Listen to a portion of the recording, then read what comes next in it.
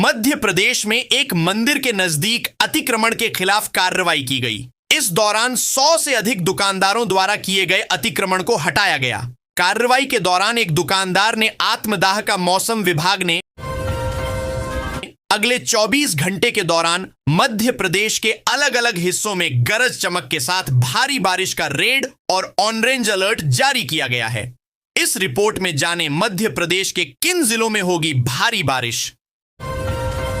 दरअसल मध्य प्रदेश के मंदसौर में एक किसान गोपाल दायमा ने अपने कुएं के पास पशुओं के बाड़े में कोबरा के लगभग 60 बच्चों को देखा था। सांपों को निकलते देख दायमा ने तुरंत स्थानीय सांप विशेषज्ञ दुर्गेश पाटीदार को मध्य प्रधानमंत्री मोदी के बारे में असभ्य बातें करने के आरोप में एक आदमी को गिरफ्तार किया गया है। पीएम मोदी के बारे में आपत्तिजनक बाप्रदेश में खुद को डी कंपनी का बताकर लोगों को धमकाने औरतें करने का ऐसा ही एक हैरान और बेबस कर देने वाला मामला मध्य प्रदेश के इंदौर से आया है।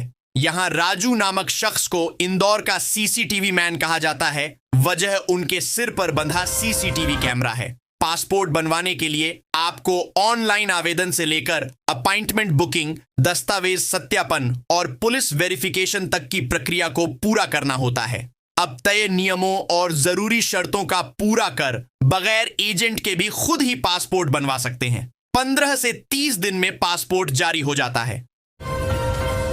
कोविड-19 महामारी की आपात स्थिति में भोपाल के एक व्यक्ति ने हवाई जहाज का अंतरराष्ट्रीय टिकट रद्द कराया। एयरलाइंस ने टिकट की राशि नहीं लौटाई। उनकी शिकायतों की भी सुनवाई नहीं हुई। अब भोपाल जिला उपभोक्ता आयोग ने इसे सेवा में कमी मानते हुए एयरलाइंस को टिकट की पूरी राशि के साथ मानसिक क्षतिपूर्ति का हर्जाना भी अदा करने का आदेश दिया है। वाहन निर्माणी जबलपुर ने महत्वाकांक्षी एमआरओ प्रोजेक्ट को तेजी से आगे बढ़ा रही है। इस प्रोजेक्ट के सफल रहने पर वीएफजे देश की दूसरी ऐसी आयुध निर्माणी बन जाएगी जो टैंकों की ओवरहॉलिंग के साथ भविष्य में निर्माण कार्य भी कर सकेगी। ग्वालियर क्षेत्र में लगातार बारिश के कारण तिघरा बांध अपने पूरे जल स्तर तक भर गया है। रविवार को बांध के दरवाजे खोलकर अतिरिक्त जल को सांक नदी में छोड़ा जाएगा। इसे लेकर सांक नदी के आसपास के गांवों में अलर्ट जारी किया गया है। इंदौर में ई रिक्शा की संख्या तेजी से बढ़ रही है, लेकिन इनके लिए कोई नियंत्रण नीति नहीं है। इससे शहरवासियों को परेशानी हो रही है और दुर्घटनाएं बढ़ रही हैं। राजवाड़ा जैसे सघन क्षेत्रों में ई रिक्शा बेखौफ होकर चलते हैं और कोई कार्रवाई नहीं होती। हाई कोर्ट ने भी ई रिक्शा की समस्या पर चिंता जताई है, लेकिन अभी तक कोई ठोस कदम नहीं उठाया गया है।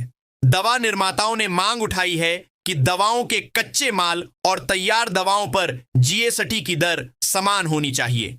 वर्तमान में कच्चे माल पर 18% जीएसटी लगता है, जबकि तैयार दवाओं पर 12% जीएसटी है। इससे व्यापार में परेशानी हो रही है और दवाएं महंगी हो रही हैं। एसोसिएशन ने जीएसटी काउंसिल से दर घटाकर 5% करने की मांग की है। जुलाई में इंदौर निजामुद्दीन वंदे भारत एक्सप्रेस का परीक्षण हो सकता है। यह प्रक्रिया पलवल से मथुरा स्टेशन के बीच होगी, जहां कवच प्रणाली भी लगी है। ट्रेन की अधिकतम गति 160 किलोमीटर प्रति घंटा होगी। इस ट्रेन के चलने से इंदौर और दिल्ली के बीच यात्रियों को नई सुविधा मिलेगी। फिलहाल इंदौर से नागपुर तक एक ही वंदे भारत चलाई जा रही है। आईआईटी इंदौर के बीटेक छात्रों को इस बार शानदार नौकरी के ऑफर मिले हैं। 5 छात्रों को 1-1 करोड़ रुपए से अधिक के सालाना पैकेज पर नौकरियां मिली हैं। आईटी सेक्टर की कंपनियों ने इन छात्रों को जॉब ऑफर किए हैं। संस्थान के इतिहास में यह पहला मौका है जब इतने सारे विद्यार्थियों को 1-1 करोड़ रुपए का पैकेज मिला है। 12 ज्योतिर्लिंगों में महाकालेश्वर एकमात्र ऐसा ज्योतिर्लिंग है जहां श्रावण का उल्लास 1.5 माह छाया रहता है। इस बार भी 11 जुलाई से 18 अगस्त तक 39 दिवसीय आयोजन होगा। भगवान महाकाल की 6 सवारी निकलेगी और अभा श्रावण महोत्सव व श्री महाकालेश्वर सांस्कृतिक संध्या का आयोजन होगा। देश के मूर्धन्य कलाकार सांस्कृतिक प्रस्तुति देंगे। भोपाल मेट्रो का काम करने के लिए कंपनी ने सड़क के बीचों बीच बैरिकेड्स लगाए हैं, जिनकी वजह से सड़कों की चौड़ाई मुश्किल से 10 फीट की रह गई है। वहीं पसरा अतिक्रमण लोगों के लिए सिरदर्द बना हुआ है। इस वजह से हर दिन इस मार्ग पर घंटों तक लंबा जाम लग रहा है। इसके अलावा वर्षा के दौरान कीचड़, गड्ढे, जल भराव ने लोगों की